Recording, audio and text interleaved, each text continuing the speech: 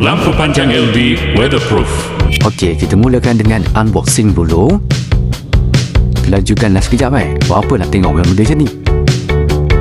Ni untuk apa? Kita pasang yang lain dulu. Sapi kat belakang, kita tengok balik. Okey, klikkan sampai dekat. Okey, ni masuk sumbat-sumbat je. Warna hitam ni untuk elakkan air masuk lah. Yang ni aku telah pasang tapi longgar sikit lah. Masa dia kena klik sekali untuk ending pun. Kita try dulu. Ni lah lebih kurang cara-cara dia lah.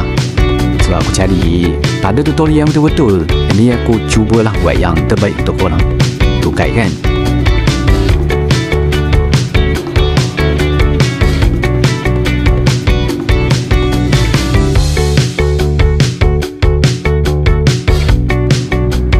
Sepatutnya macam ni lah. Kena klik dengan cover dia, baru dia ketat.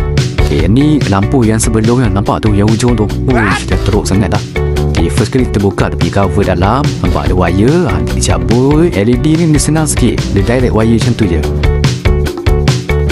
Ni dah aku tepuk kat tengah tu. Okay, ni kita tutup cover yang tengah. Tapi kena tengok ni, yang ni kena klip juga. Bagi dia bunyi klip tu, baru dia ketat. Kalau tak nanti dia dicabut. Yang ni yang pegang dia susah juga untuk first time. Kita bukannya tangan wiring. Okey, kita pergi yang hujung pula. Okey, dah siap. Macam ni baru betul dia pegang dan lock. Kalau tak nanti dia jatuh. Okey, yang ni kita dah bubur lampu LED T8. Okey, letak cover. Kita boleh klip semua. Ada 10 tempat tau, jangan miss.